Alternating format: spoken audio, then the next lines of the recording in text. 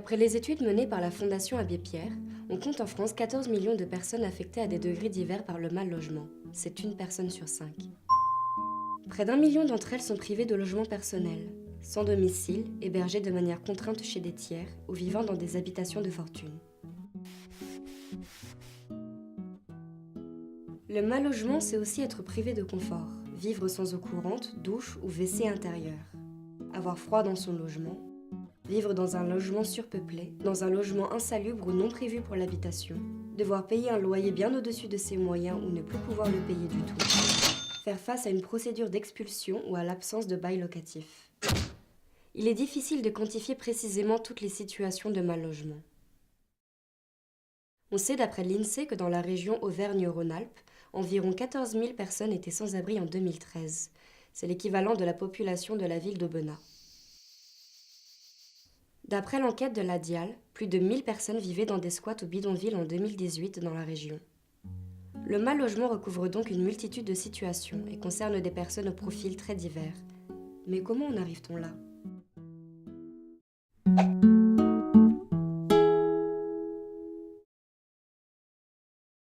Franck vient de se séparer de sa copine. Il doit quitter son appartement. Alors qu'il cumule 2 emplois en CDI, son salaire ne lui permet pas de trouver un autre appartement et il ne connaît personne qui peut se porter garant pour lui. Pour dormir, il alterne entre le clic-clac de ses amis et la banquette arrière de sa voiture. Franck fait une demande de logement social, mais il ne sait pas qu'il peut aussi se tourner vers des dispositifs d'hébergement d'urgence en attendant. Le 115 est pour lui associé à la figure traditionnelle du SDF. Il ne s'y reconnaît pas. Franck est épuisé par les délais d'attente du logement social. Alors qu'il avait obtenu un recours d'ALLO qui engage l'État à le reloger rapidement, il n'a toujours pas eu de proposition de logement au bout d'1 an et demi passé dans sa voiture. Sa demande est noyée parmi les 200 000 demandes de logement social en attente dans la région. Il recherche alors une place d'hébergement d'urgence, mais les centres sont saturés. Même l'urgence des situations est hiérarchisée. Dans ce contexte de pénurie de l'offre, les demandes sont priorisées et Franck n'est pas considéré comme prioritaire. Cette attente fait artificiellement disparaître l'urgence de sa situation. Florence, Pierre et leurs 2 enfants sont locataires d'un grand appartement qui leur coûte 2 000 € par mois. Pierre est chef d'entreprise, mais lorsqu'il fait faillite, ils ne peuvent plus payer leur loyer et cumulent alors des dettes, ce qui les empêche de trouver un autre logement. Une procédure d'expulsion est engagée contre eux. C'est seulement à ce moment-là que la famille prend contact avec les services sociaux et commence les démarches d'accès au logement social et à l'hébergement. Ils n'obtiennent pas de solution tout de suite et la famille doit se séparer. Après l'expulsion, Florence et les enfants réussissent à se faire héberger chez des amis. Mais il n'y a pas de place pour Pierre, qui doit dormir dans sa voiture. Dans la région Auvergne-Rhône-Alpes, le nombre de décisions judiciaires d'expulsion pour impayés de loyer a augmenté de plus de 11% entre 2012 et 2017, alors qu'il n'augmente que de 5% à l'échelle nationale. Franck, comme Florence et Pierre, ont manqué d'informations sur leurs droits et se sont découragés face aux délais d'attente et à la saturation des dispositifs d'accueil. Les structures d'hébergement d'urgence ne jouent plus leur rôle de filet de sécurité pour les personnes confrontées à un accident de la vie, comme une séparation ou une perte d'emploi.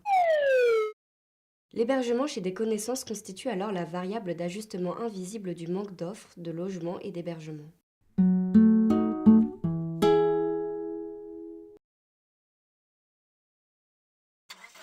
Ça nous avait coûté 6 000 €.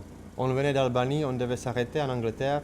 Une fois passé à la frontière avec l'Italie, notre chauffeur nous a dit « c'est 6 000 de plus pour continuer ». Mais on n'avait plus que 1 000 € avec nous, alors on s'est arrêté à Lyon. En arrivant à Lyon, la famille Kelmendi multiplie les démarches. Ils n'obtiennent des propositions d'hébergement qu'en hiver, pendant les plans froids successifs, et doivent se débrouiller par eux-mêmes le reste de l'année.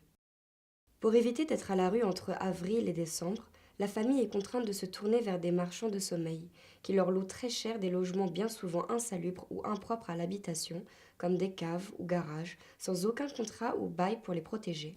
Ils vivent sous la menace constante d'une remise à la rue. Cette discontinuité saisonnière du système d'hébergement rythme leur parcours de vie pendant 6 ans. La continuité de la prise en charge pourtant inscrite dans la loi n'est pas respectée. Avoir recours à ces formes de logement sans contrat renforce leur invisibilisation et leur vulnérabilité. La pénurie d'offres d'hébergement renforce ce marché parallèle, seule alternative à la rue pour ces ménages qui, malgré leurs ressources modestes mais stables, ne peuvent pas louer un logement décent dans le parc privé. En 6 ans, la famille a été contrainte de vivre dans 8 territoires différents de l'agglomération lyonnaise. Être sans abri, c'est faire face à l'éclatement territorial, ne jamais pouvoir s'établir quelque part. Les lieux de vie se succèdent et il faut s'adapter à des conditions d'habitat très inégales.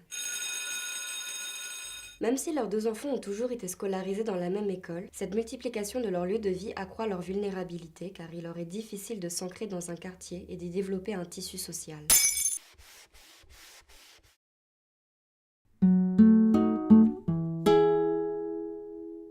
Nora, Raphaël, leurs 3 enfants et la mère de Raphaël sont originaires d'Arménie. En arrivant en France, ils déposent une demande d'asile et une demande d'hébergement d'urgence en précisant qu'ils souhaiteraient pouvoir rester tous ensemble. Ils obtiennent une proposition d'hébergement pour 6 mois, mais uniquement pour Nora, Raphaël et les enfants. La grand-mère est laissée sans solution et doit alors trouver une alternative hors du système institutionnel. Elle parvient à se faire héberger dans un couvent. Au bout de ces 6 mois, ils sont placés tous ensemble dans un hôtel, puis 3 mois après dans un centre d'accueil des demandeurs d'asile. Leur demande d'asile est rejetée. Ils doivent alors quitter le CADA. Ils sont alors hébergés par une autre famille sans la grand-mère qui est hospitalisée car sa santé s'est dégradée.